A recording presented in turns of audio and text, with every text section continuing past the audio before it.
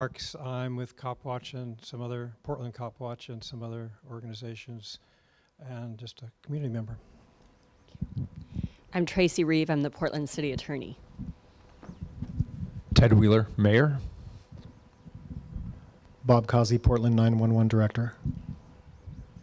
Lisa St. Helen, Operations Manager at BOEC.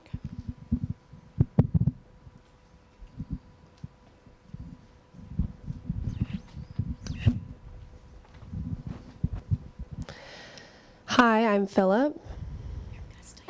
I'm a police reform activist and community member. Good to see you all tonight. There you go, Ted. Ted Lubin, and I live in Southwest Portland, citizen. Hi, I'm Kalei Lubin. For the past 8 years, I've been working with the Albina Ministerial Alliance Coalition for Justice and Police Reform, but I don't speak for them. I'm just a citizen here tonight. I'm Regina Hannon with Portland Copwatch. I'm Dan Handelman, also with Portland Copwatch. I'm Bob Day. I'm Deputy Chief for the Portland Police Bureau. Irene Konev with the Independent Police Review. I'm Claire Alexander, community member. I'm Ryan Lee, Assistant Chief of Operations for the Police Bureau. I'm Mustafa Washington, Constituent Services Manager for the Office of Mayor Ted Wheeler. Thank you. So with that said, again, this is really kind of the community show here. So, you know, we want to be able to answer any questions you have around recent incidents or, you know, last April, as many of you know and participated in, we are available to kind of answer questions about the DOJ status conference and fairness hearing, also around questions around the Portland Committee on Community Engaged Policing. So who's up? And Mandy will facilitate. Yeah, who would like to, anyone?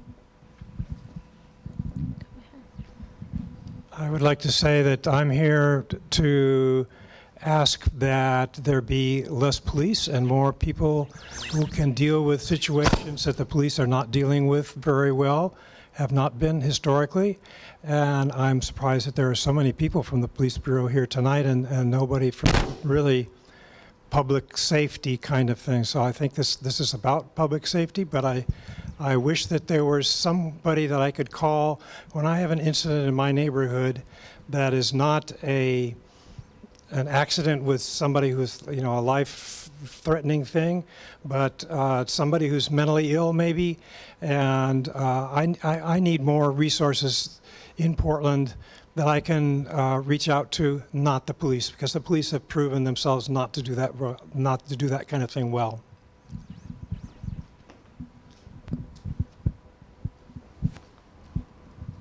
Deputy Chief Day or AC Lee, do you want to respond to that, or?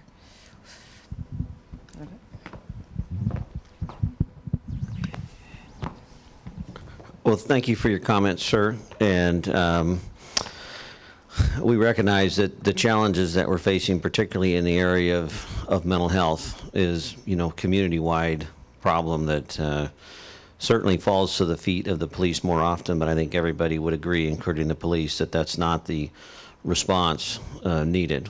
So I appreciate your concerns and recognize those. And what I can tell you is we continue to be committed to try and learn and try and improve.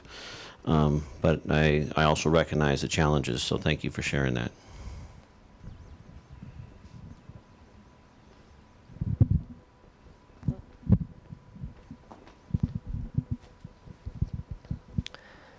Hello, this is Philip again. First, I want to thank the mayor for being here this evening. I feel that it's very important for the mayor to come to every meeting that we have, because this is how we develop a relationship, to be able to hear the voice of the community and give back. So thank you for being here. I hope that you continue to come.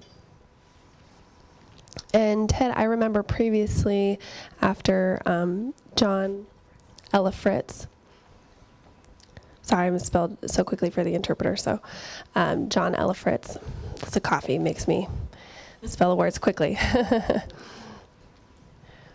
After the incident, Ted, you made an announcement on Twitter about how the situation was unfortunate, that you feel it wasn't fair to add any more comments due to the pending investigation. You didn't want to make any assumptions until that had been completed. And since the investigation has been completed, there has been no police accountability. So I want to give you the opportunity to respond to us tonight, if you wouldn't mind.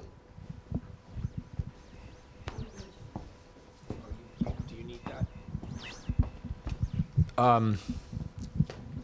So can I ask a clarifying question, Philip? Sure, go ahead. Are you asking me to respond generally, or are you asking me to respond to a specific tactic? In general, as a follow-up, after your comments that you had made after the shooting, now that the investigation has been completed, can you give us more information on a plan? What are your thoughts? I would like to know where you stand and how you feel in regards to that, and what is your approach for the future? What does that mean now that the officer has been released of all accountability? So the officers, I believe there were a number of officers and a Multnomah County deputy. They went to a grand jury, and I want to be very clear, the grand jury looks at whether or not they have legal culpability. I believe every incident should be seen as an opportunity to improve training and leadership. My view, just having read what I've read and listened to the various conversations, there were several interactions with Mr. Ellifritz over the course of the day. I want to be clear, I wasn't there, but my gut tells me they made a good decision when, in their first encounter, they decided to back off and de-escalate. And it's my understanding that that is actually a trained tactic. I'm sure one of these folks here from the police bureau could say whether that's true or not, but it appeared they, at least through their grand jury testimony, they said they tried to de-escalate, they walked away, they either did or intended to engage the behavioral health unit, which is great. They were called to a potential carjacking. It led them to the shelter. I did watch the video that was provided from inside the shelter. There is a judgment call to be made. What I see when I look at it is he is moving towards the police officers. He has a knife, and they shot him. But I want to roll the movie back a bit, and I want to get to Peter's question, because I don't think he got a full answer to a question he asked, which is the one I've been asking myself. By the time the police are intervening in a crisis, whether it is a mental health crisis, whether it is an addiction crisis, we've already screwed up. There should have been a more robust safety net in place around mental health. There should be a more robust safety net in place around addiction. All the upstream things that we do not do in this community, this state, or this country. We do not have an adequate mental health safety net here in the city of Portland, and I don't think there are many communities in America that have adequate mental health safety nets. So we could spend all night talking about that need. The United States has an addiction problem, and that addiction problem is writ large here in the city of Portland. All you have to do is walk down any street in broad daylight and walk through Old Town Chinatown. We have an addiction problem, and again, by the time the police are intervening on an addiction problem, we have already missed the boat, in my opinion. So I want to answer your question, Philip, by getting back to what I would answer Peter. Peter, I agree with you that police should not be the safety net for mental health or addiction services. It is fundamentally flawed. The reason the police are engaged is because they get hundreds of calls every week from people who pay the bills, the residents of this city, who say, I want a cop to show up because whatever situation is unfolding on my street. The question we're not asking ourselves is, why are these situations unfolding on our streets in such a high volume right now? And it seems to me, and I'm not the keeper of the data, but what I am reading tells me we are seeing more of these kinds of interactions between people struggling with mental health, people struggling with addiction, the police being called to intervene. And they are not social service providers. They are law enforcement officers. And the struggle we are having, and part of the reason this concept is so important and the community engagement piece is so critically important, is we have to completely change the paradigm around policing here in this community to be more reflective of the kinds of needs that are increasingly important. And right now, mental health and addiction seem to be dominating what's going on in this community. I just had a very painful conversation before I got here with the family of an individual who was attacked by somebody on the street, and they wanted to know, what was I going to do about it? And the more we had the conversation, the more I realized, if people are waiting for Ted Wheeler to fix the problem of mental health delivery in America or the addiction problem in America, people are going to be dang disappointed at the end of the day. This requires the county's mental health infrastructure to shift. The resources that should have gone to the community when we decentralized mental health delivery in the state of Oregon never came to the community. It should.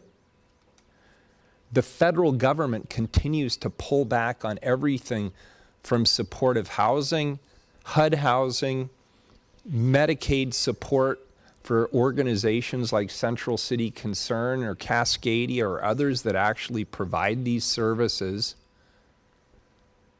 And here we are in a circle wondering why the cops didn't fix everything.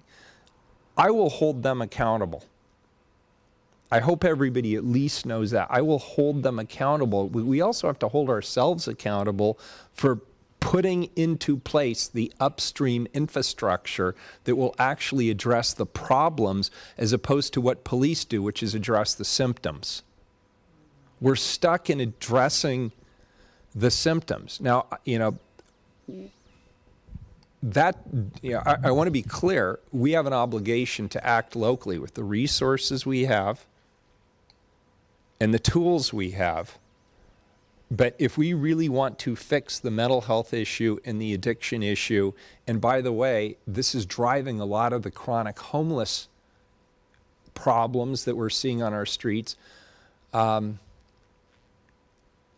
feel like we need to shift the conversation. It's the conversation we're having around mental health and the conversation we're having around addiction and the conversations I know we're going to have around homelessness, because it's front and center in my administration. We get hundreds of calls every week in my office about homeless issues. Is anybody asking their U.S. Senator about this? Is anybody asking their congressman about this? Does anybody ask the governor about this? Does anybody ask their legislator about this? We need to be firing on all cylinders. And yes, I've held the business community to the fire. And I've asked them to come to the table. I'm sorry I'm dominating the conversation. I'll stop in a minute, but we're finally getting big companies to come to the table. I have partnered with Kaiser Permanente. They have committed to putting $200 million into this question of the chronically homeless. And that's the scale of investment that it's going to take to really move the dial on this stuff. So anyway, back to Philip's question. There is no question that the death of John Elfritz is a tragedy. Anytime anybody dies in this community, it is a tragedy, and it is a tragedy for the family, and it is a tragedy for the officers involved. The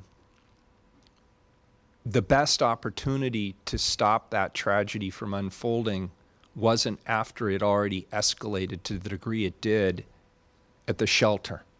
The opportunity was missed maybe years earlier because we didn't have the infrastructure in the community to address it upstream. And we've got to get there, or we're going to be having this police conversation forever and a half.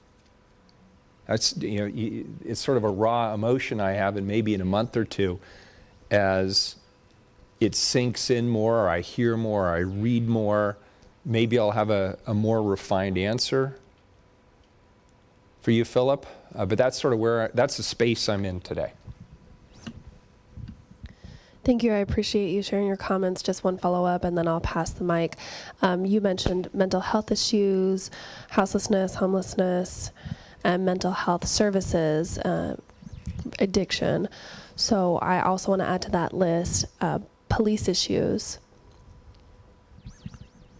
And I want to recognize that the issues with police need to be addressed. Yes, you mentioned the other three, but the issue with police needs to be on there. So that's what I wanted to add. Fair enough. Thank you, Philip.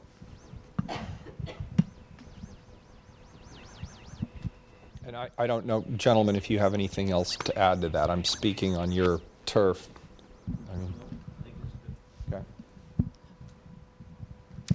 I do have a few questions that were sent to me by email that I could read out now, if that works for everyone.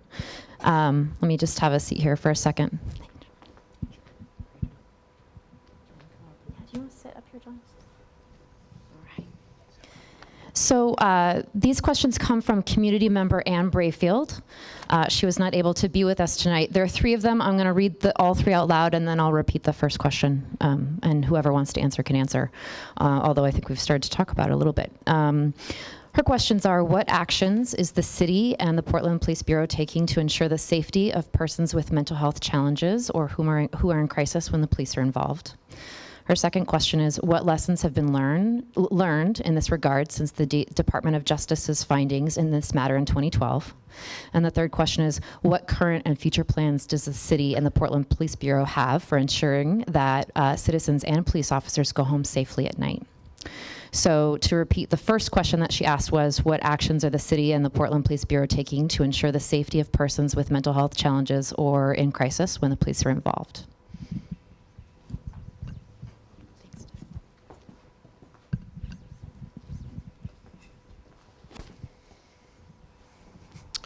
So for several years, we've been involved with the crisis intervention training program that is oftentimes referred to as the Memphis model. It came out of Memphis. And we started that back in the 90s. And then after the loss of James Chassie, we did a bureau-wide training for all members that were in the operations branch. That really began sort of the police bureau's more larger intentional response to going to calls for service, recognizing mental health, mental crisis. And since that time, we've made sure that all officers are trained in the crisis intervention training. We partner with the state of Oregon, which also provides a set amount of mandatory hours. We've also modified our training. We do a lot more scenario-based training so that officers have a chance to interact, display what they've learned in the classroom portion, and then get immediate feedback. And those trainings are evaluated by mental health professionals. We bring in outside instructors from different mental health organizations to assist us with that instruction as well as with that evaluation so officers get immediate feedback. And that's consistently part of our training almost yearly. Right now, the recent training we're doing is only classroom, but in the fall we will go back to some scenario-based training. Several years ago, we recognized the need then to create a level above the crisis intervention training, prepare our officers, and we have named that the Enhanced Crisis Intervention Model, which is ECIT. So you have CIT, Crisis Intervention Team. Now you have ECIT, Enhanced Crisis Intervention Team. The way it works on the street is that all officers have the basic training with the crisis training. They go to a call. If that call is identified either by them or by a supervisor or by the Bureau of Emergency Communications 911, they may notify us ahead of time. They will send an ECIT officer, an officer with advanced training, who will go and support and offer, because they've received about 40 plus additional hours than the original officer. And then the other stair step in that is we have our crisis negotiation team, which is a team that typically responds only to high-risk incidents, but they're available 24 hours a day on a consult basis.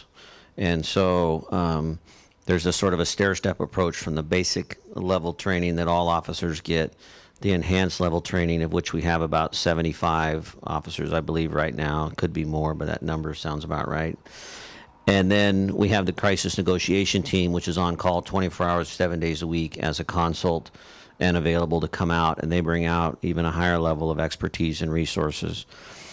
We continue to try to improve our equipment so that we can create distance, space, but also allow for conversation. So we've recently purchased equipment that's like speaker boxes and opportunity for more people on the scene to be able to hear what's going on, so that we can increase the amount of communication with the officers on the scene. Oftentimes these scenes are large, they involve a lot of personnel, so we're trying to improve our own internal communication on these events, having a plan, having a leader, making sure that we're communicating effectively to one another. Our behavioral health unit continues to expand. Very appreciative of Chief Outlaw and Mayor Wheeler's efforts. This budget is going to see an expansion of our behavioral health unit, which right now includes 3 officers and 3 mental health professionals who partner full-time. The additional 2 mental health professionals and 2 officers that will be assigning to the unit in the next fiscal year will allow for 5-day-a-week coverage.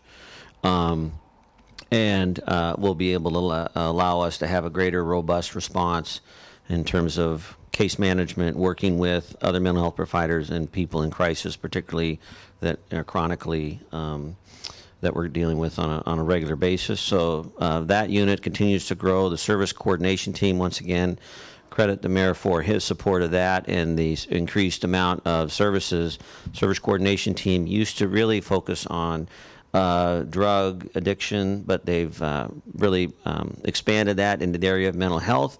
So they are a robust program I can explain more in detail, but also is an avenue for officers to direct people who are in crisis or struggling with addiction to get help. That's a police bureau run, city funded program that actively is out seeking participants. And if you ever have an opportunity, just as a side note, their graduations are once or twice a year in City Hall, and they're powerful opportunities and experiences to hear. So those are some of the steps we've taken over the years.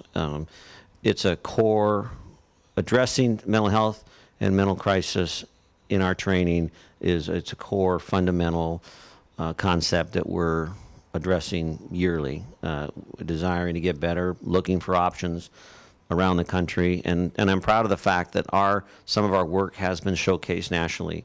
Our people have been brought back to different conferences in the Midwest and on the East Coast, where we've been able to promote and talk about the work that we're doing. Our partnership with the Bureau of Emergency Communications 911 is critical, because they get those calls, and they have received and are receiving additional trainings. I think there's a strengthening of a partnership there that's helping as well. So those are some of the observations.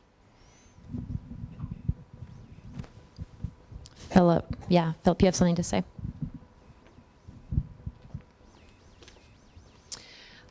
There's 3 things kind of I wanted to comment on. The first being, would you, I'm speaking to the officer over there, would you mind discussing why is it okay for police to have AR-14s that is designed as a military grade weapon? And why are police required to have such a weapon? So I feel like that's at odds with community engagement, to be holding that kind of threatening weapon. So would you mind why that's a requirement? Explaining why that's a requirement. And the second thing, I strongly believe that if several officers come in at one time, and Mr. Elfritz was clearly in crisis, becoming overwhelmed, if officers come in and if they weren't ready to shoot, if they came in with their weapons holstered, trying to engage, trying to negotiate, but because police came in armed, ready to fire, that escalates the situation, and we saw what happened as a result of that.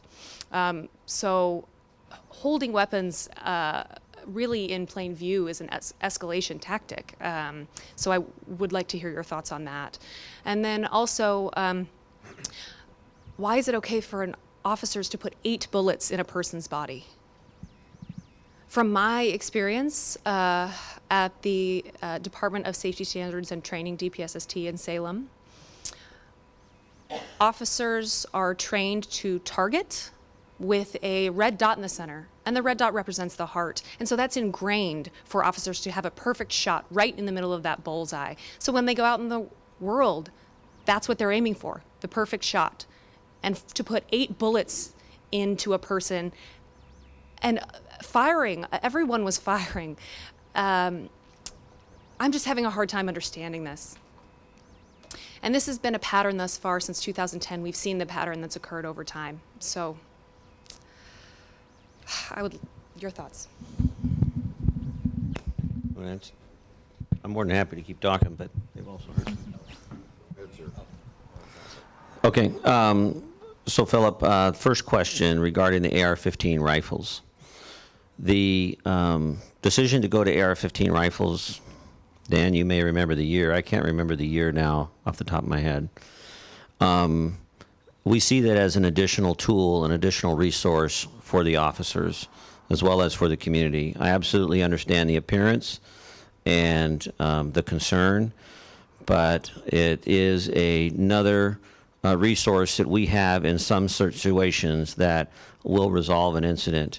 It allows us to have a standoff distance, and by having space and having distance sometimes and still remaining safe, that allows us to resolve the situation without having to put anybody else at risk. So the purpose of the rifle is to give us that is to give us that standoff distance. And your second question regarding coming in with the weapons displayed, I can't comment specifically on the incident itself. And to follow up on your question, yes, the mayor, that the grand jury portion is over, but the internal review, which includes policy and training and tactics, is still ongoing. So I'm not able to comment on that specifically. In regards to a general response to, the display of weapons, a couple of things that we have changed over the years. One is we require that any time an officer draws their gun and points it at somebody, that is documented as a use of force incident. So we're tracking that at a better rate. That's allowing us then in return to go back and evaluate and determine the necessity of those incidents. So, that is a step in the direction of trying to recognize and putting the onus and responsibility on the officer that if they draw their weapon and point it at somebody, they're going to need to explain why that is. At the end of the day, we are armed. That's the nature of the work we do. Unfortunately, we have a society where that's a necessary role for the police. But in terms of the actual drawing of the weapon, pointing it, etc., that'll all be reviewed in the training piece, and it was documented in all the reports. And then your final comment, refresh my memory on the final. There was 8 bullets and trained to shoot. Yeah, 8 bullets and. Yeah. So I truly don't know all the details. And so if 8 bullets refers to Mr. Elfritz, I'm not 100% sure. But what I can tell you is you're right. In the training that they receive at the state of Oregon, this training they receive from us is if an officer makes a decision to apply deadly force, that's the highest level of force that we can ask or are allowed to apply. then the decision has been made that that is the level of force. It's deadly force. And so that's why the training is designed to stop the threat. It's not designed to, possibly warn or scare. If the officer makes that decision, then they're being held accountable at the highest level, and that's why the training relates specifically to the accuracy of the shot.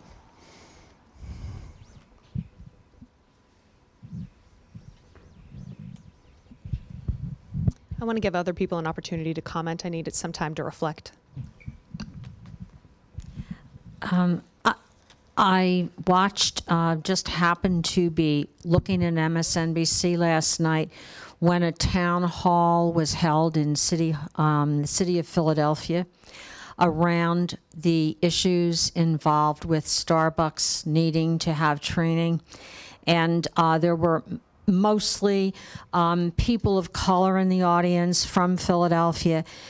Chris Hayes and Amy Joy were moderating it. And I want to say Jared, I don't remember her first name. The woman who worked in the Obama administration was one of the speakers. Al Sharpton was another. And I wanted to comment, I wanted to step back a few paces from where this conversation is right now and just talk about two things that stood out for me in that very civilized conversation that went on for an hour. Al Sharpton said, the police are supposed to be dealing with violence. And so if you don't, and I'm sorry, the backdrop of this was white people, I'm a white person, white people's discomfort in a situation involving Starbucks. But it's certainly, I think, discomfort can include someone who has a mental health issue and you are observing that and the person may be acting a little different from the way you act. I think that citizen discomfort with another citizen is a really important issue, and I don't think it should be simply the police or mental health professionals. I lived in Tallahassee, Florida in the 90s and early 2000s, and we had days of dialogue on racial issues, and we had black and white people in that room. And I think citizens could well be involved in this kind of a setting, talking about our own comfort and discomfort around the other, because that's what that conversation in Philadelphia was looking at. And so discomfort could be around race for some people, someone who's not my race, and it could go in many different directions. Not just a white person being uncomfortable with a black person or a brown person. It could be a black or brown person because of a whole life of experiences being very uncomfortable around me. And I think that needs to be really looked at in the community of Portland and what we can work on. And then what Sharpton was saying is, if you call in the police, they're going to show up with their weapons, not necessarily using them, but they're going to be there because you called the police. And so I think the second issue that conversation last night reminds me of is to have something that's not the police dealing with mental health crises in a really robust group of people. And certainly you could have an officer attending with those people, but not have, 5 or 6 officers show up, and instead have 2 or 3 mental health professionals with an officer in tow, And I think both of those things are getting at larger systemic issues so that you're not the bad guys or the bad girls, you know? And yeah, that's it.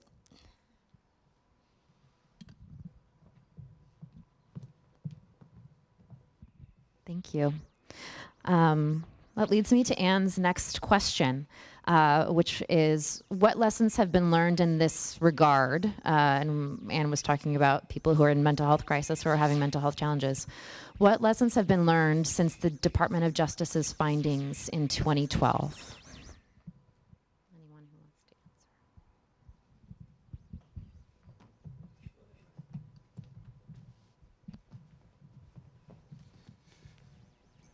Significantly, there's been an emphasis in the Police Bureau on training towards de-escalation. It's not to say that that wasn't a value and that it wasn't taught in police work before, but recognizing when you're dealing with a person that's in crisis, that they may be perceiving reality in a different way than you are. In recognizing those variables and trying to de-escalate, step back, that has become ingrained to a substantial degree in training, greater than probably when Chief Day or I ever got hired.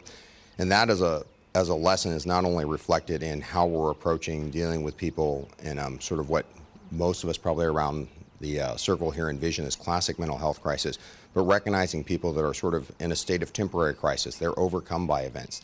They're struggling to recognize what's going on. That's one of the most significant learning pieces to take away from what we have now since the Department of Justice's findings, is recognizing internally that we have to emphasize that has to be a critical skill, that we have to approach problems with that solution in mind as an outset, as a goal to drive towards. Unfortunately, we still have to have the capabilities if there is an imminent threat to address those as well, but it's a balancing act. We really want to emphasize this ability to de-escalate. That's probably the most significant takeaway that we've had and significant change that we've seen in lesson learned. I would also suggest that our emphasis around data collection, our emphasis around capturing force events has been a significant change. The evaluation of force events. Historically, prior to the settlement agreement, only large-scale force events are reviewed by a supervisor, and now all force events are reviewed by a supervisor. Officers are sent out, and they interview witnesses. They speak to, the person if there's somebody in custody. So I think there's a more robust review and level of accountability as it relates from the Department of Justice inquiry. I think. So Dan Handelman of Portland Cop Watch. And, when James Chassie was killed, we had the same tables tried to be turned on us by Mayor Potter at that point and say, this isn't a police issue, this is a mental health issue. When the police beat somebody to death, when the police shoot somebody to death, it's a police issue. There may be other issues that led to that moment, but the decision to use deadly force and the death of the person is the result of police behavior, and that's what the community is concerned about. With the Ella Fritz case specifically, we were told to wait because we didn't want to, ruin the grand jury, so we're going to have to hold on to some of this information for a little while. And then it was released on a Friday afternoon at 4:45 p.m. before a 3-day weekend. This is the kind of thing that's done deliberately to bury news so that people don't pay attention to it. If you want to be transparent and open with the public, you should think about that and release it in a time when more people can actually do something with the information.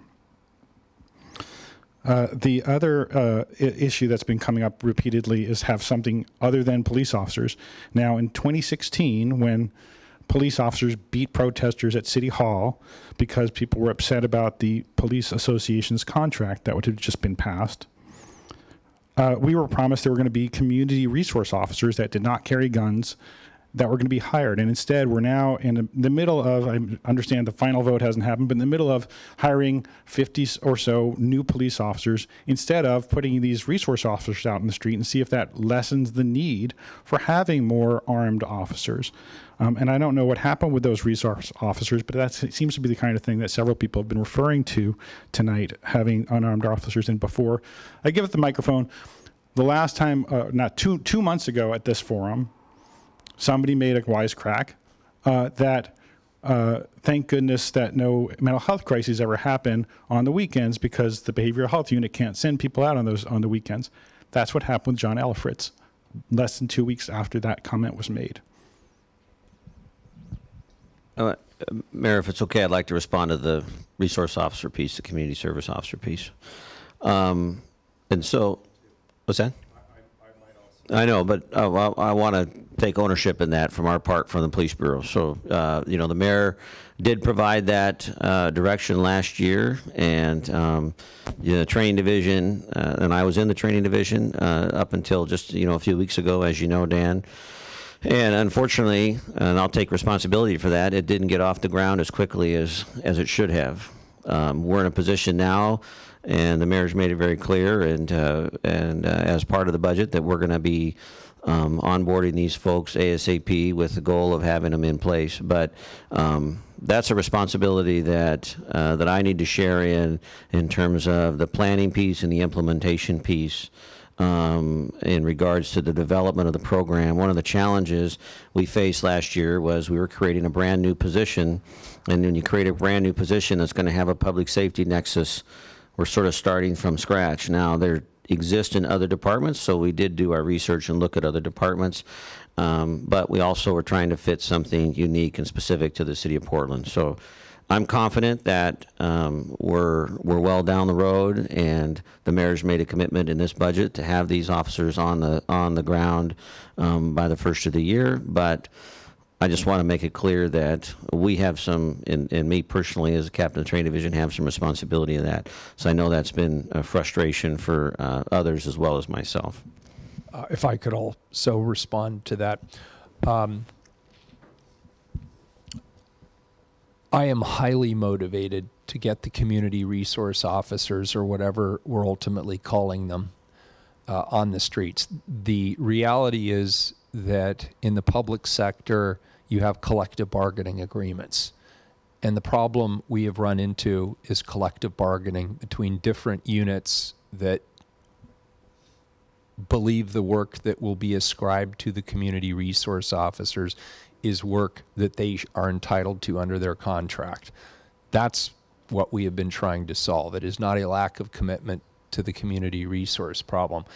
Anyone who knows me knows that I can pinch a penny harder than anybody else.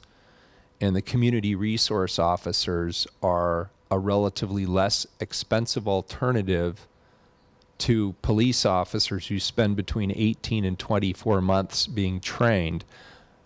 Having them do a lot of administrative work or do things that somebody who is not sworn could just as easily do is a lost opportunity and, frankly, a waste of public resources. So I'm very eager to get this program out there and going. And I think it will also, Dan, help us address the overtime problem, which I've raised. We can agree or disagree on staffing. I personally believe that the police bureau is chronically understaffed.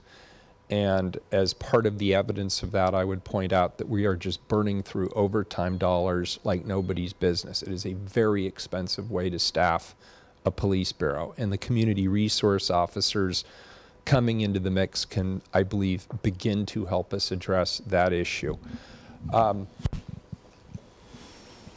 With regard to the question you raised about people being upset about the policing activity around mental health, first of all, I want to agree with you. I did not mean to imply by pointing out our failure to create a complete mental health safety net that in any way takes the responsibility away from us to address our interactions with people on the street for whatever purpose, and thus the additional investments in the behavioral health unit, the service coordination teams at the recommendation of, I believe it was Ibrahim Mubarak who suggested we bring on a full-time staffer who can be a liaison with homeless communities. We did that. That seemed to make a lot of sense, so that's in the mix. I don't see it as an either or, I see it as a both and. The police bureau needs to continue to do the kind of training it's doing, and there is additional resource in this budget for both implicit bias training as well as continued de-escalation training. they need to do everything they can to strengthen the way they work with vulnerable people in the community. But we also need to start raising the question as to why, with growing issues nationally, we still aren't having the conversation about our national mental health situation and the safety net and the resources and the addiction problem we have as a country, and what it is, how it is manifesting itself in our local communities. We're still not having the conversation. And I'm not saying we should have that instead of this conversation. This conversation needs to happen too. And this is a very important conversation. But I feel, and maybe I'm just too close to it, but it feels like we're not having the other conversation also. And we need to have that conversation also. You know, there are many opportunities along the way to help people. And the policing piece, I'm just saying it's sort of the, you know, it's the final safety net. Having police officers be the final safety net shouldn't make anybody feel very comfortable, including the police. They're not the right people. I want to get back to something you said. The reason I was smiling when you were talking is the chief and I have actually had conversations exactly along the lines of what you were proposing. And we couldn't get it together in time for this budget the chief just got here. You know, we don't really, didn't quite have the lay of the land. There's a lot of service providers we would need to talk to, a lot of health organizations we would need to talk to. But I think your idea is it's one that we're really attracted to. Could we embed clinicians? And there's a whole bunch of issues you'd have to overcome from here to there. But that's sort of the right answer, right? I mean, you show up on scene, maybe it's not the police officer who needs to get out of the car. Maybe it's a clinician who needs to get out of the car and go have a conversation. The other idea. Oh, I'm happy to get rid of my microphone. Don't let Bob get rid of his. Don't let And so the other. No, I want to hear from from Mayor Wheeler on this. And the other idea about having community conversations specifically around who's comfortable with whom. I don't know. I'd be really happy to talk with you and Chief Outlaw or anyone else, you know, in your organization about some of the questions that I think are significant around power dynamics and just unintentional bias on the part of the citizens. You know, it's not all on the police. This is about the citizens in this community figuring out what we need to do to make this a livable community. And I'd love to, new thought, I'd love to have you convene all of the people who are in Washington to come together to talk with us about mental health. I'll be there. Yes, Regina Hannon, Portland Cop Watch. Mayor Wheeler has referenced several times people who are homeless, and this woman has referred to people who are the other. And I believe that in this community, there are few people who are considered the other than the people who are homeless. And I have always had very serious concerns about how they are being treated by the police. And I've seen this through the years. One of the things that has happened recently that has concerned me greatly, and I originally saw this on TV, was a little on the news, was the program about the police having these 4 ATVs. And they were running their ATVs out at the Springwater corridor and in the area of 205. They were like, as I referred to them as stormtroopers on wheels. They would go up the corridor, they would go up to somebody's tent, and again, we need to realize that when we speak about people are homeless, there are people who also have mental health issues, people who have addiction issues. Another program was featured on the news was after they roared up in their ATVs, went up to the tents that people were trying to live in, and it appeared they even looked into the tent. But in any case, what they did, the person would come out and they would ask what their name was, which I think was probably not very good.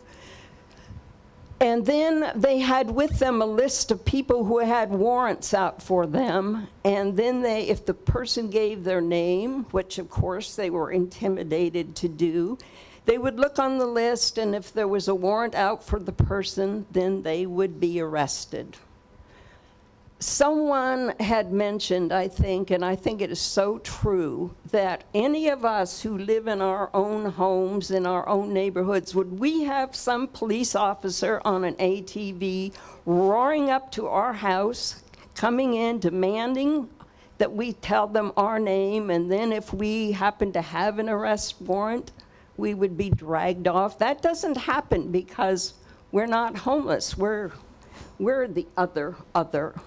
And I just find this totally outrageous and inhumane, and I would like to see the police stop that kind of treatment toward people who have nothing. Thank you.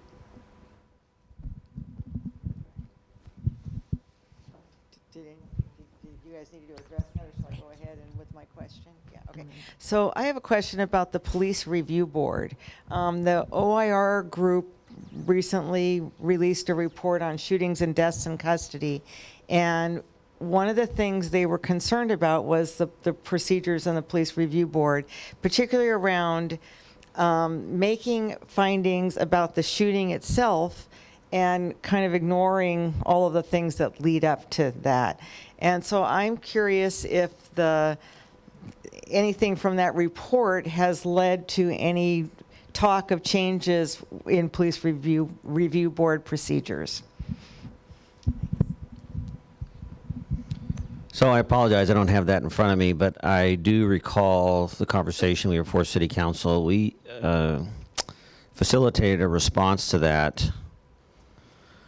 And I mean, I could comment, but I don't want to be, Dan, you going to pull it out here for a minute? I wouldn't be surprised if Dan has it. I've been in enough public meetings with Dan to know that whatever I say better be accurate, because if not, he will correct me, and it will be accurate. I apologize. I don't want to say anything that's not accurate, but I'd be happy to follow up with you, get your email, send you a note, or whatever the case may be. I'm just drawing a blank. There were several recommendations that came out of the last OIR report. That was the 5th report. And, you know, it involved a lot of different areas. But the gist of what you're saying sounds familiar, but I just need to get more details on it. I apologize. Can you remember? Be careful, Dan's going to write it down. Well, to speak specifically to what your question is there an analysis of sort of the events that occur before that precipitate into that? That's part of the training analysis now. So they go through and they look at from the time the police call was generated, and I've sat on officer-involved shooting police review boards, and the training analysis now that comes out starts with the call came out, what got the police initially engaged, and they go through a decision point analysis. They break the call down specifically to where are these critical decision points, and does that conform with what is training policy and best practice, and they make an assessment there. They move down to the next sort of critical decision point, analyze that, all the way up till they get to the significant event, which is the nature of it, which is the officer-involved shooting, and then that's the last piece that's examined.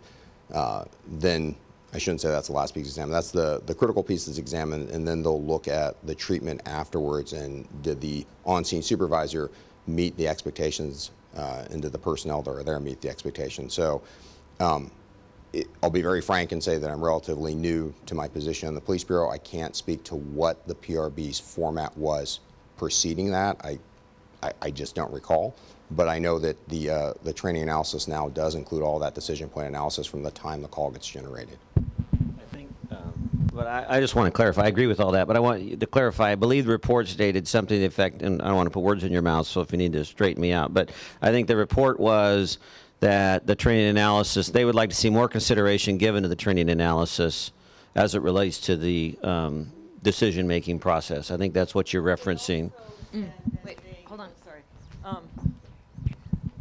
One little statement that was in there was that progressive police departments actually have findings that relate to what happened leading up to it, and then separate findings on the shooting itself. Because, you know, I mean, sometimes, obviously, you think of this most recent thing. I mean, possibly you can say that, okay, this person was coming with a knife, and so therefore that made sense. But it could be that all of the things that led up to that were errors, and so to be able to separate the things, that was one of the things they were addressing in their report. Right. Okay. I get where you're going. Once again, I go back and double check, but I understand what you're saying now. And, you know, the training analysis we've done for years, it is part of the current review board process, but you're right. I do remember something. I'll go back and look at our response and see in terms of whether or not that creates a separate review board process or not. I'm not sure whether it can be incorporated into it, but let's follow up afterwards and I'll get that to you. Okay. And then a follow up to that. So one of the things that the community has been asking for some time is that people who were either family members or actually if someone survived a shooting, that they be able to appeal their case to the Citizen Review Committee. And I appreciate anybody's thoughts on that. Right now they can't. So, what's that? In shootings, just in shootings. So they cannot appeal in shootings to the CRC. Exactly right. And so I'm gonna defer to Dan and assume that's a code change that would need to occur, right?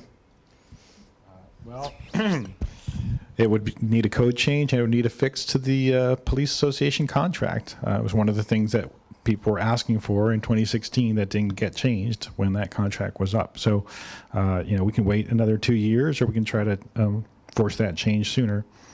And just for clarification, though, the training division's analysis used to be part of the police review board process, but when the city council voted on the new process for post shootings last summer, inadvertently, I guess, made it so the training analysis happens now after the review board is over. That's what the OIR group said, and the chief says she was going to have to change the policy in order to fix it. I see Jared nodding his head back there. So that's very unfortunate. That is a very, very big deal if that's what's going on. And I think maybe somebody can say, I'm the police commissioner, and maybe my interpretation of that is different than what I've come to that I think is important to address is that during the police training, when I was the one lecturing, you know, they have certain roles where you're like a bad actor, you're paid to be in that role. I was uninformed of what the plan would be. It was just an impromptu situation we would have to address. So when I came into the situation, it was prompted that I was being shot at, and the officer would then take out the assailant, thus protecting me. And as the person role-playing with that department for their standard safety training, I would be labeled as the bad person, and I wasn't able to assault or go after the police in any way in that role.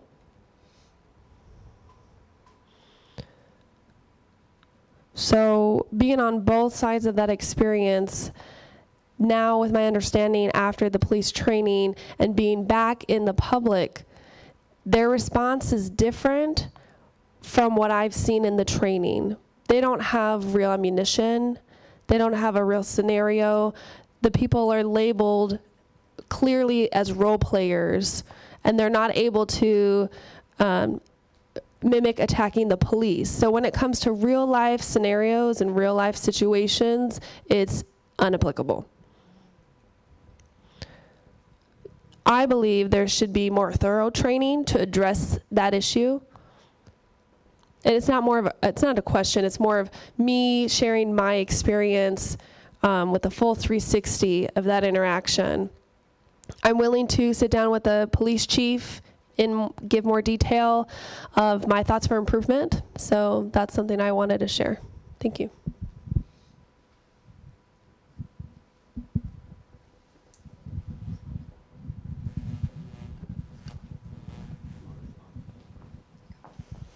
Well, Philip, first of all, I want to thank you for taking the time to do the training.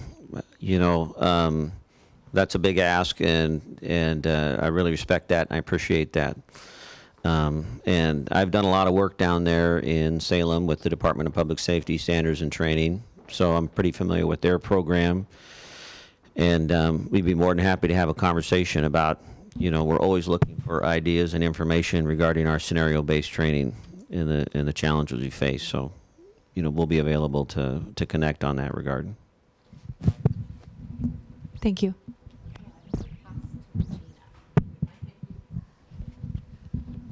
Yes, I'm just wondering if I'm going to get a response as to how the police are dealing with the people who are homeless, the issues that I recently brought up.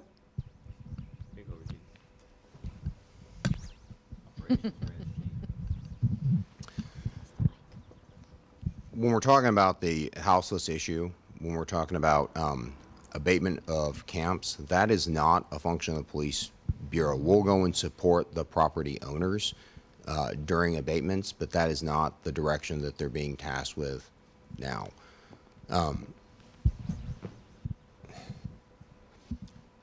It's a complex issue because of how many different property owners are impacted, how many different communities are impacted.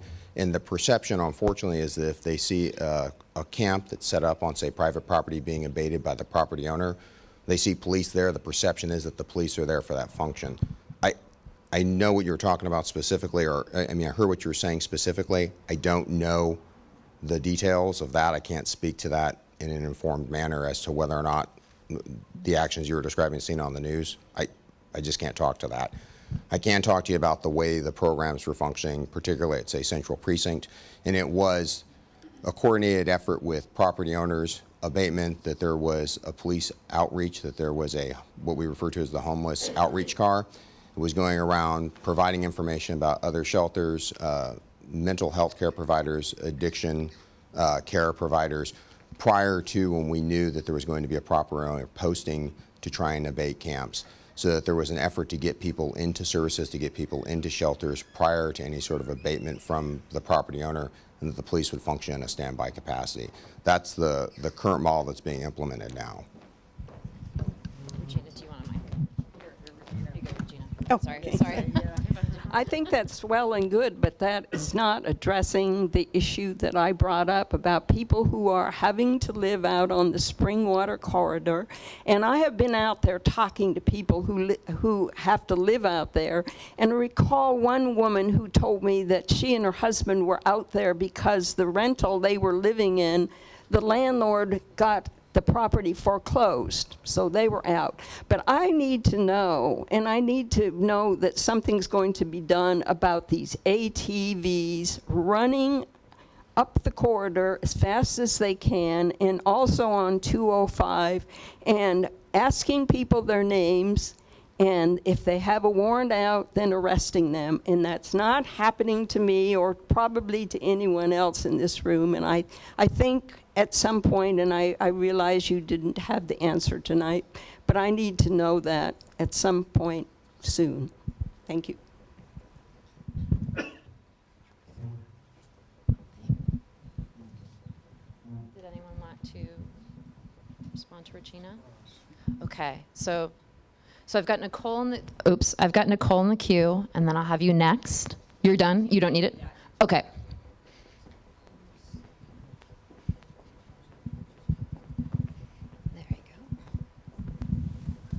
So I've got a couple of comments. One is that I was hoping there'd be more community input here and more listening, and I'm hearing a lot of response from the police and the mayor, and I think I would rather that they were just listening and not responding so much.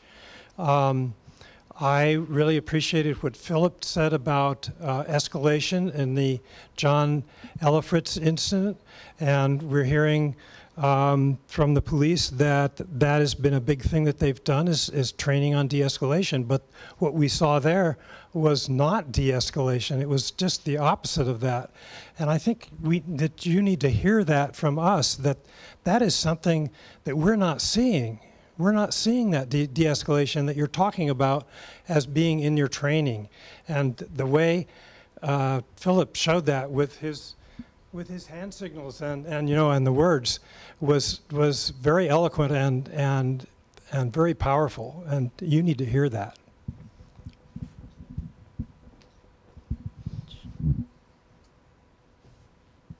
Who else? Dan?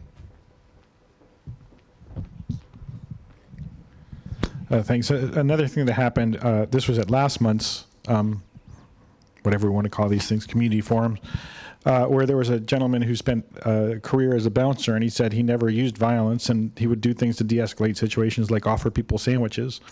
And that was not apparently on the agenda for the officers who all burst into that homeless shelter all at once, shouting orders, releasing a dog, firing weapons. Another issue, and the issue that I think somebody referred to as being after 2010, kind of the issue that led to the DOJ coming in, was the shooting of Aaron Campbell, who was shot in the back with an AR-15 rifle at close range. I don't know if you saw the information we put out from Portland Cop Watch that the state of Oregon has, and I want to thank Sam from KBOO for pointing this out to me, has posted a number of incidents that have happened since 2008 around the state where people were killed by police. They were supposed to do it starting in 2008 because of a Senate Bill number 111 that got passed back then. We found at least 42 deaths around the state of Oregon that weren't covered in that database. I don't know why. Apparently the DOJ, the state DOJ, just to be clear, is putting up narratives on behalf of some agencies, and the narrative about Aaron Campbell's death says that he pulled a gun from his waistband before he was shot. And I think there's nobody in this city that believes that that is true, because we know the facts of the case that he did not have a weapon on him when he was shot. So I don't know if anybody is going to take up that issue with the state DOJ, or if Portland can go in and enter their own data. And I really encourage that the narratives be more neutrally written than talking about blaming everything that happened on the person, which is how many of them are written now.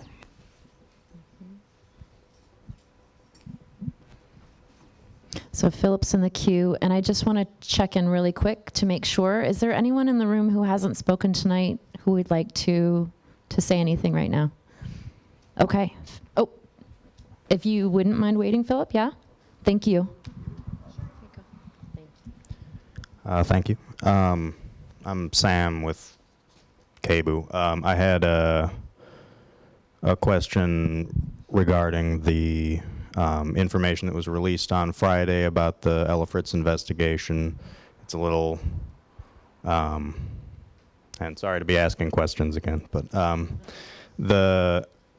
during the witness officer interviews, there's always a representative of the Portland Police Association present.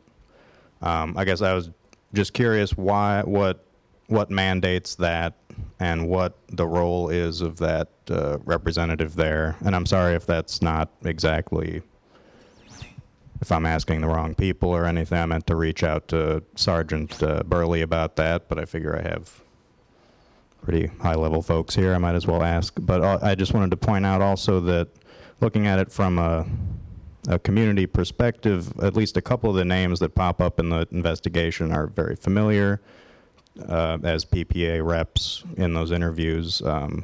One of them was involved in the death in custody of James Chassie. One was involved in a police shooting just last December that wounded a man in North Portland in the suspected bank robbery.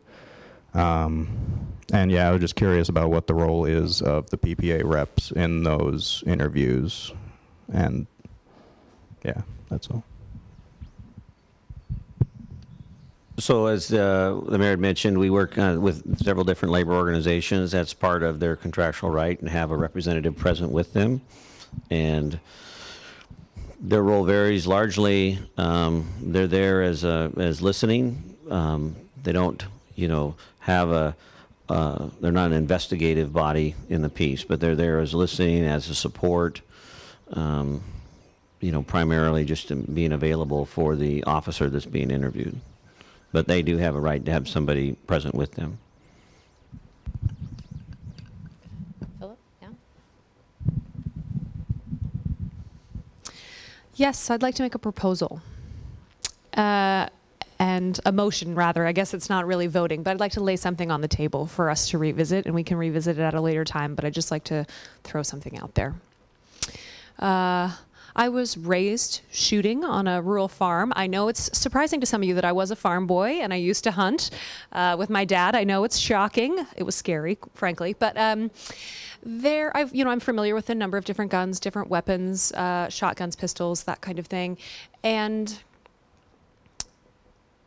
an AR-15, that military rifle is designed to have rounds and rounds of ammunition in it. Is it really necessary to have something like that?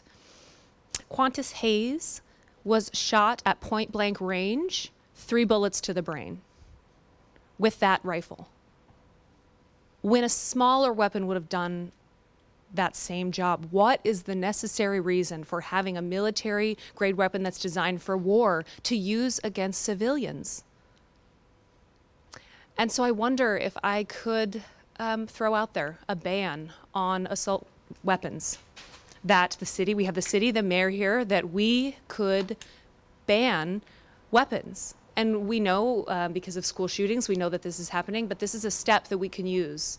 I'm wondering if we can ban military-grade assault rifles.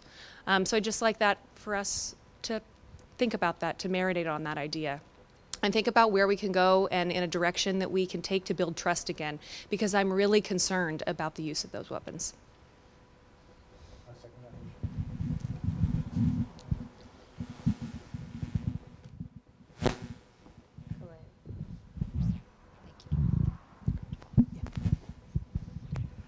As long as the subject has come up, are the Portland Police Bureau still using hollow point bullets?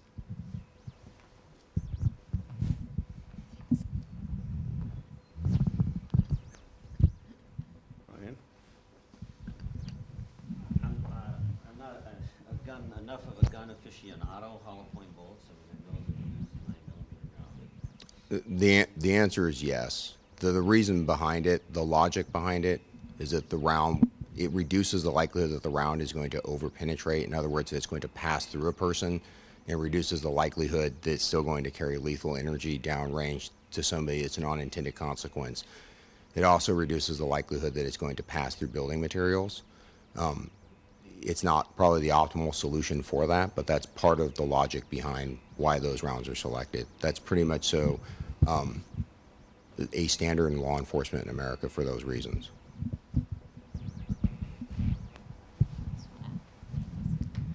But that's why the people die.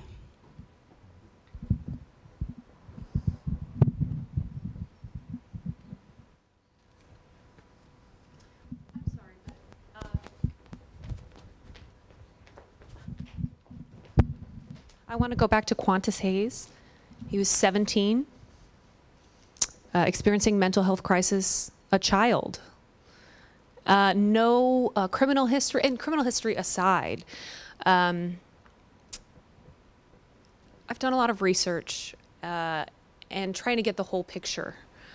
And I really love doing research and love kind of digging into things. And I found that the officer ordered him to move and then shot him 3 times while he was unarmed with that assault rifle. And it wasn't a safety tactic. There was no bystanders nearby. It was an intentional shooting. And I don't want to perseverate on things that happened in the past, but I do think it's important to go back and look at these instances of and use of weapons in those situations. What are those weapons being used for, and when are they being used? And this has been a repeated practice. I noticed that if something terrible is happening, something is occurring, there's a lot of onlookers, people with their cameras, a lot of police show up. I've also seen when canine dogs show up. Whenever I do see those canine units show up, I always know there's going to be a death. And I just, again, just want to say that really those weapons should be banned. Again, I'm sorry to hound on this issue, but I think that they should be illegal. And I'm curious about your direct response to that. And I guess you don't have to answer, but I'm curious about your thoughts on that.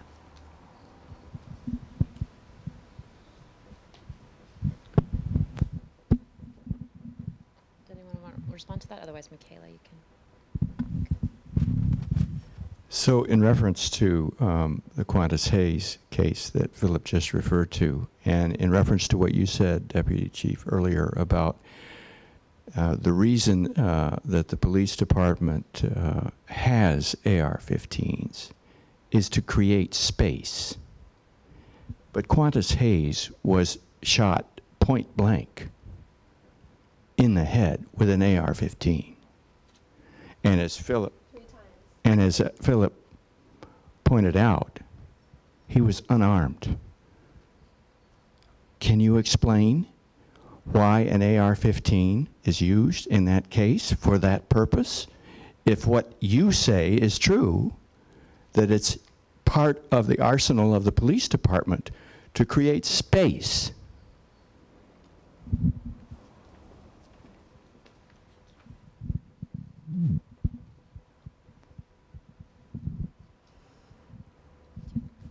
You've got the mic by you if you would like to. Oh. Sorry. Well, I'm a little bit confused if I'm supposed to respond or not respond to some of these things. We've heard both, so I'm listening and responding, and I'm not speaking to the specifics of the Qantas Hayes case because that's still under litigation and that's still being maneuvering its way through the system. In regards to my comment about the AR-15 and creating space, that's one aspect of the tool. It's not the only aspect of the tool, and it's not the only way that it's trained to be used. So all I can speak to is the fact that it is another form of a resource that we have for the officers to use, and it's intended whether to protect them and to protect the community. And I understand the concern around appearance, Philip. I understand the concern around, assault weapons in general in the United States, and the conversation around that I think is the right one to have. In regards to the police and the training that we do around that particular weapon system, it's one of the most extensive training programs that we have. To get into the program to carry the rifle and then to be certified in the rifle and to maintain the certification on it. There's a limited number of them available for deployment.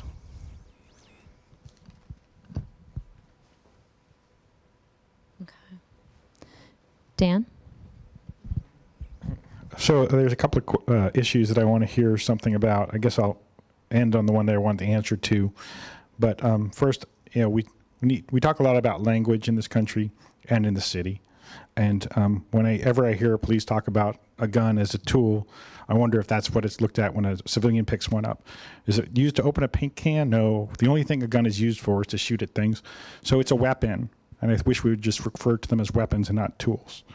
And we've said that numerous times, by the way. I also want to point out to everybody in this room, if it hasn't been said yet, so there are directives, bureau policies that are posted every month for people to review, and the directives about mental health issues have been posted. The comments are due by, I think, June 14th. The last time these were posted, which was late last year, Portland Cop Watch, according to the paperwork that was put out by the city, we were the only ones that made comments on it, and mental health issues are at the core of the DOJ agreement. I'm very surprised that that's what happened, but that leads me to my last point, which is that we don't have a body like the Community Oversight Advisory Board that used to go over these directives and make comments about them. And I know there were several community meetings around the PCCEP, and I know a couple of people here were at the first one, but I don't know what happened in the subsequent ones. Was there an attendance uptick after the first one? Did a lot of people come out and express interest? Have a lot of applications been turned in? The deadline, I think, is June 1st to apply. Is that right? So can you tell us about those?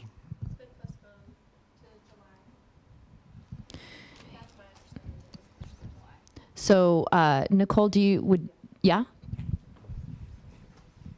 So that's correct. Tomorrow we will kind of formally make an announcement. So we'll publicly announce that the application deadline has been extended to July 2nd. Our facilitators, the PCEP facilitators, so both Training for Transformation and the Brad Taylor Group, I think joined us on May 10th, correct? Yeah.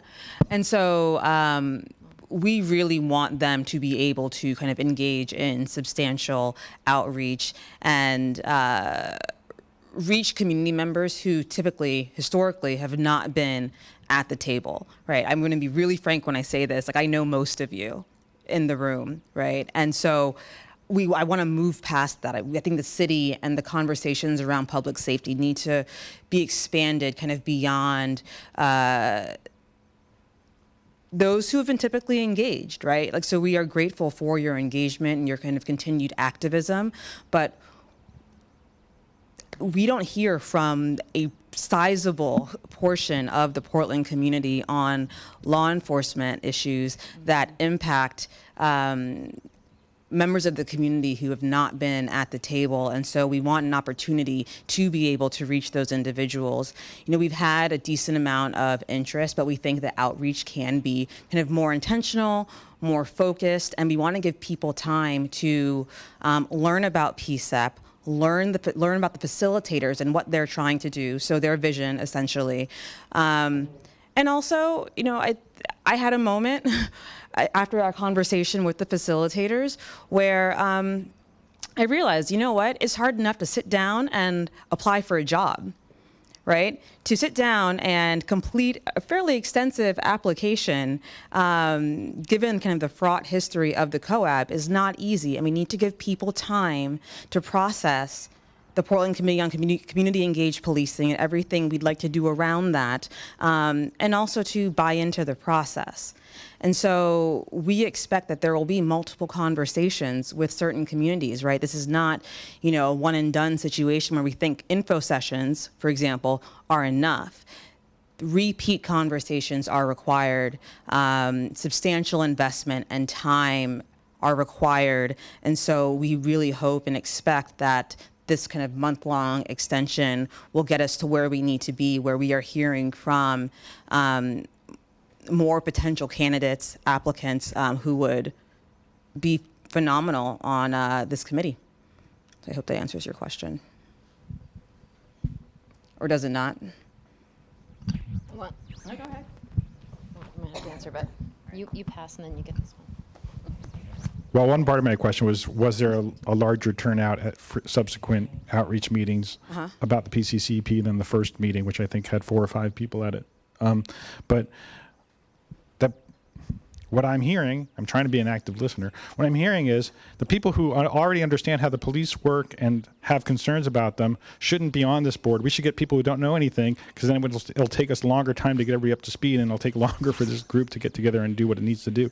That's what I hear when I hear we have people who aren't at the table. I think those people who aren't at the table should come to those meetings and get informed and learn from the people who are on PCCEP. But if you exclude people who have been doing this work for years, then you're going to go back to what, you know, part of what happened with the COAB, no offense to those of you who were on it, is that there were people on there that had never understood what the police oversight system was or what was going on with police systems, and they had to, you know, had to hit the ground running at 0 to 60 in just a few days. And I think that wasn't really helpful. There we go. All right, it's on. I appreciate kind of your feedback, Dan. And to be clear, we're not excluding anyone but city employees from this process. And so if a former COAB member wishes to apply to sit on the PCEP, that person will have just as fair of a shot. And if someone who has been actively involved in law enforcement activism wishes to sit on the PSEP, they are more than welcome to apply. I think that institutional knowledge is vital. What I was getting at, like, looking around, phenotypically, this is not a very diverse group of people. And when I attend like IPAC meetings, for example, the Interfaith Peace and Action, I'm going to get this wrong, thank you, Collaborative, or the Community Peace Collaborative meetings, right? That's it. Those meetings look very different than these meetings. And I'd like to change that. I think that's really important. And so really all that I'm advocating for is that we reach different people. I think even if someone hasn't been actively engaged, civically engaged, I should say, over the last 5 years, 10 years, that they still bring valuable knowledge and input to this process just through their experiences alone. And I think it's important for the city to recognize that and to honor that. And I think we, the city, need to do a better job of intentionally reaching out to those communities. So I'm thinking, the houseless community, for example, right? We need to be really creative in how we reach out to houseless individuals because they don't have addresses for the most part. We need to be more thoughtful about how we conduct outreach to the Native community. We haven't done that. We need to be more thoughtful about how we conduct outreach to the Black community. We haven't done that. And I think there has been community engagement in various ways, but really kind of bringing those individuals to the table and soliciting their input and making sure that they feel heard and seen and that their perspectives are validated. And so kind of in that work, I genuinely hope that, you all kind of spread the word about PSEP and encourage folks who you believe would be valuable and who would benefit the process to serve, right? This is an and for the city. It's not a but. It's not to the exclusion of anyone but city employees.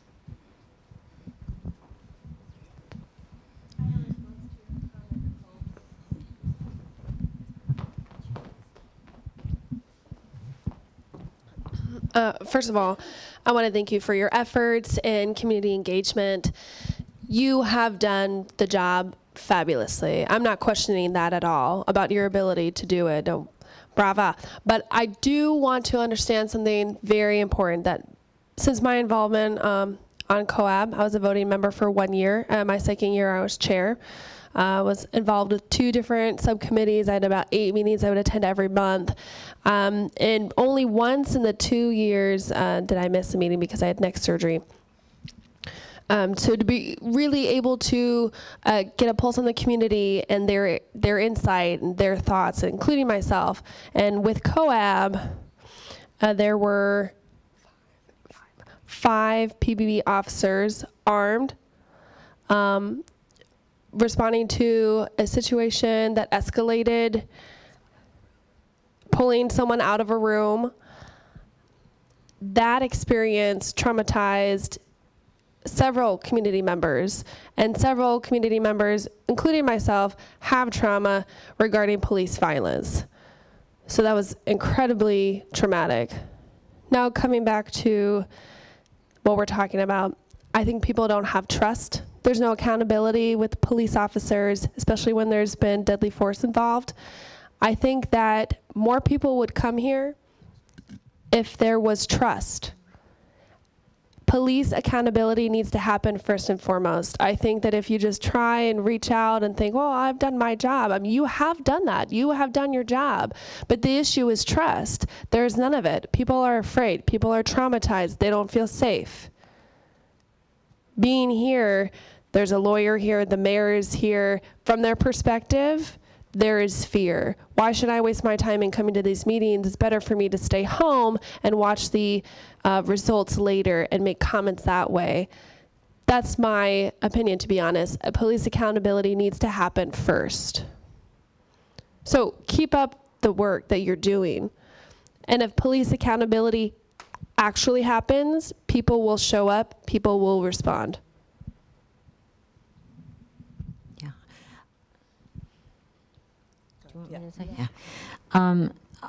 I just want to give you a personal reaction. I've been following what's been going on in police accountability for a number of years in Portland. I've lived here almost 10 now. And when I talk to my mostly white daily people I connect with, and it's not the only people I connect with by far. I have some people of color who are dear friends, but my daily life is pretty white. And when I bring up this issue about police accountability, about just police interaction, it just goes dead. That conversation stops. And that conversation stops with liberal friends, and it stops with maybe conservative friends, and it stops with people in the middle. So there's some real deep stuff there. That's just what I want to say. And that isn't even talking about the people, Nicole, who you want to have show up. But if we don't have the people that stop dead when I talk about something, if we don't have them there too at the table, they've got a lot of power. We're in trouble.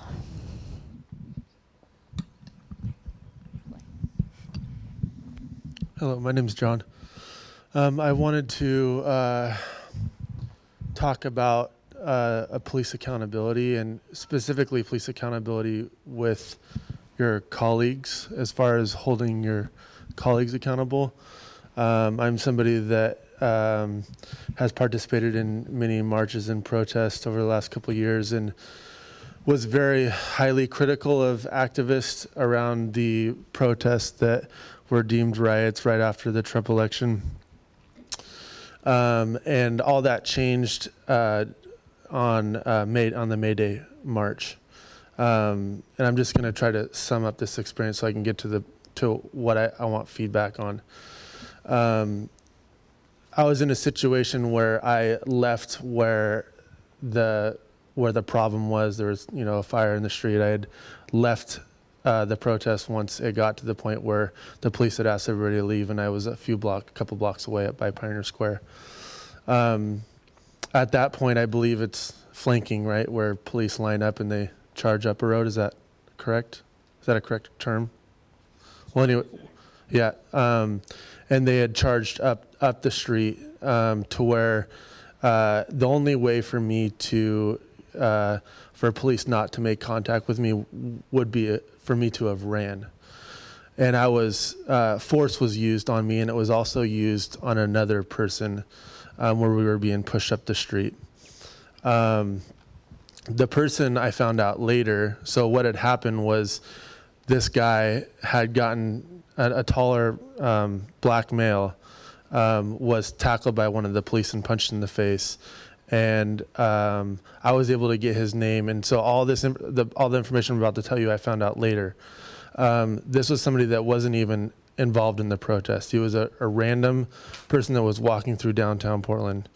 He was tackled, punched by a police officer, and charged with attempted assault on a police officer.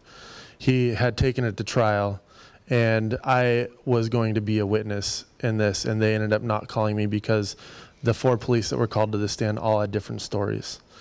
So my point to this is I had got the trial, I listened to the trial, and I heard police officers, and I'm going to go out on a limb here, I believe were lying on the stand.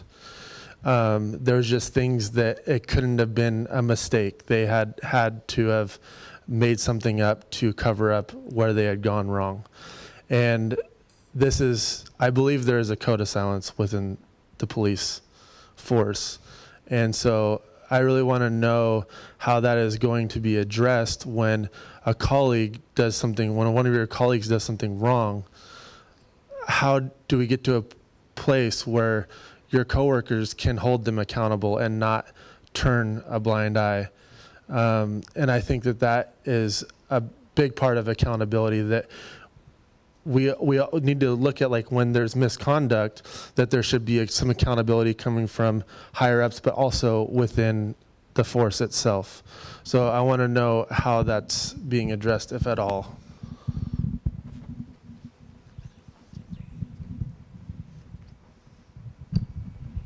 So thank you for sharing that story.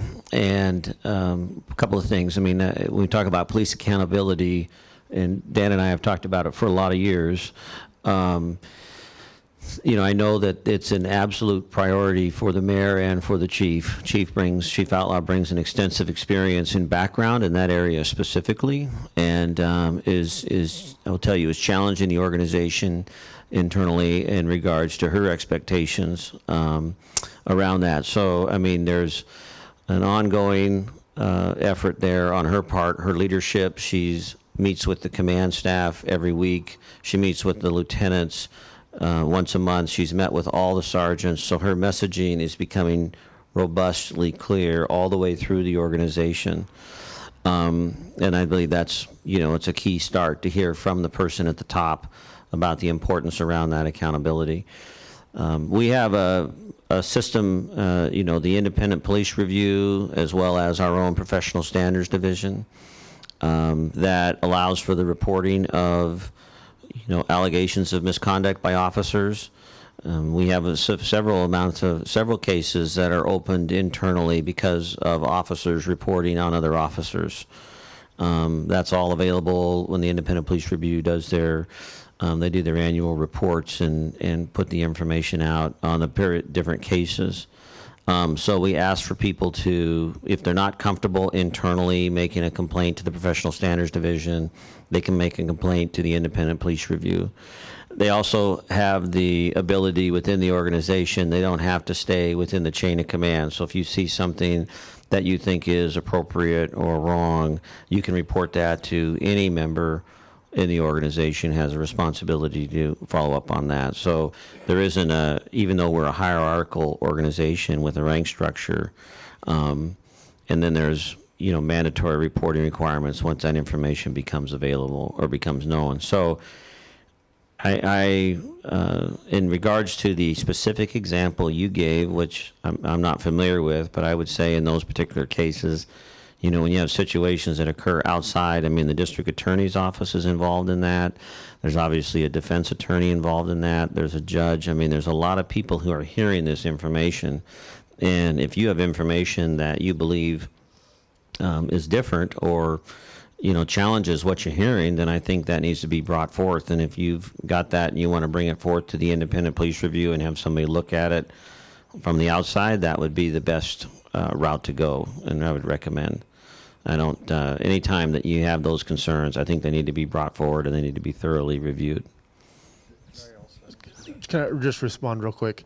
I did go through that process where I made a complaint, and because, and I've actually been through something similar personally, a different situation, but where I didn't do something and I had to go through the whole court process. And once I was found not guilty, it's kind of like, I'm just glad I don't have to deal with it anymore, and I'm going to move on with my life. And so I believe this is what's going on with the individual. And because I don't know where he's at, because if he doesn't pursue, there's nothing I can do, right? And that's what I was told by the independent board, is that, oh, you weren't actually the one that was punched in the face, so we are going to have this person, if they're going to move forward with it, you're not really involved in it anymore. And so that is an issue there, is that somebody that's a concerned citizen, there's nothing I can do, really. That's what I felt like the answer was, and it was up to him to do. And I feel like he's probably in a place where he just doesn't want to deal with it anymore. You know, he had to go through, I think it was almost a year where he, you know, waited for trial and all that kind of stuff. So that was the other issue. Yeah, thank you, John, for the question. I'll take sort of a different approach. These guys have the internal, I'll give sort of my external viewpoint on this. Number one, it's a leadership issue, and you need to elevate leaders who believe in the truth, and you need to fire people who are proven not to believe in the truth. And you have to hold that standard very, very clearly. And for people who know me and my own sort of small world of human resource management, the one thing I will not tolerate is lying, particularly in a position of policing where we already know we're in an environment where people are somewhere between highly skeptical and flat out disbelieving. And therefore, How do you overcome that? Number one, if somebody, and I'm not speaking to the issue you raised because I know nothing about it. I haven't even heard about it. But number one, you have to set clear standards from the top down. You have to hold people accountable so that if they are telling lies, they are terminated and they stay terminated. That's for another discussion, different day. You need to put technology in place, and we're still grappling with this whole issue as other communities are around body-worn cameras and other technologies that can help us. Technologies generally don't lie. We also need independent oversight. And I think this is the second budget in a row where I have increased the auditor's independent police review function so that they will actually have the tools and the resources to be able to take an independent look. I think it is actually helpful to the police bureau to hold them to a high standard and to put technology and resources and data collection in place that holds them accountable, because the community will have more trust in what the police are doing. By the way, data collection, one of the most boring things ever. I am a nerd. I believe fundamentally in data collection and dissemination of data. And we had a couple of lousy audits. I don't remember if you were in the chamber when we had our audits, but there were 2 audits came out at the same time, and they basically said, we can't be accountable because we're not collecting the right data and we're not disseminating the data. And oh, by the way, we don't have consistent standards or practices around the collection of data. So we put in this budget internal audit and data collection and data management positions. Nobody thinks about that in the context of policing, but it has everything to do with accountability. Yeah, thank you for saying that, because most people just thought it was a really boring thing. But all of these pieces collectively will build confidence and build trust. That's longer than I wanted to go on. Peter's right. I'm talking more than listening at this point, but you really hit a nerve with me in a positive sense, and I appreciate you raising it. Oh, I'm sorry, I apologize. No, that's okay. I just want to announce that it's 8:30. So Calais was in the queue, and I know Philip, it looks like you might be wanting to be in the queue as well.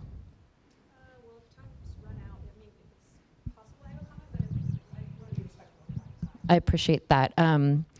Clay, do you have a brief final? Yes, I thought you might. Oh, thank you. As I listened to everybody here this evening, I thought of this group as though it were the PSEP. And if the PSEP is workable, or if it's going to do anything, it's probably going to look just exactly like we look here this evening. And prior to my arrival here, I had thought the 2 lightning rods from the COAB had been mental health issues and racial justice issues. But I realized that police killings are extremely sensitive for everyone in this room at this time. And I would project that the PSEP would have difficulty handling the subject, but would need to, because the community wants to talk about it in an intelligent way. And I think the police need to hear about it in an intelligent way. But when I look at a police shooting, I see damage on both sides of the equation. Killing a person is traumatic for a police officer and for the police officer's family. And Portland is a small town. I know a lot of families who have lost loved ones to police shootings.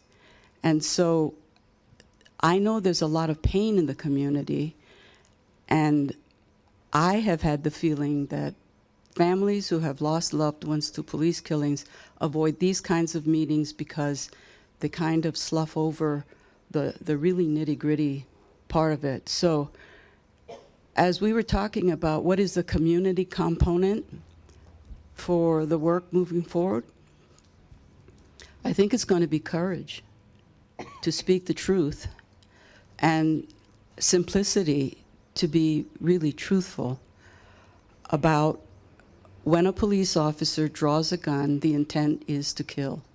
The fact that the police officer has a legal privilege to do so is exactly what the community wants to talk about, that privilege, and how it should be in the future moving forward. So I would like to thank everybody who gave me my education for this evening, because it's absolutely worthwhile. Philip, would you like to have the last word and then we'll wrap up?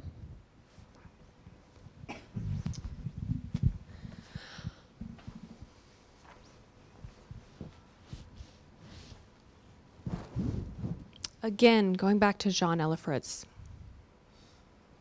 7 officers were involved in that shooting. 2 officers were involved in the shooting of Keaton Otis. And then again, involved in another incident. How many killings does an officer need to do until one gets fired? An officer who's previously shot someone has an opportunity to shoot another person. And really, I don't know if it's possible to heal. Really, it's raw. And I appreciated this tonight. I felt like this is the beginning of a discussion. I feel like this room is a room where we all need to become uncomfortable. We have to open up and have an honest and frank discussion. I am tired of the runaround, of the politics, of the all talk and no action. Each year we see a killing and then another and another. And here we are without any improvement. I would love to see that we take leaps and bounds, but even for a little improvement, I would take that. You know, I would love to see that in a perfect world. But thank you for coming tonight, and thank you for letting me have the floor. And with that, I'll close kind of our conversation this evening. Thank you again for the feedback and the criticism and the conversation. I think most of you have my email address. You can find me online, nicole.grant@portlandoregon.gov, if you'd like to reach out to me for further conversations or questions. I do try to be responsive to everyone. Yeah, thank you. Have a good evening. Appreciate you all.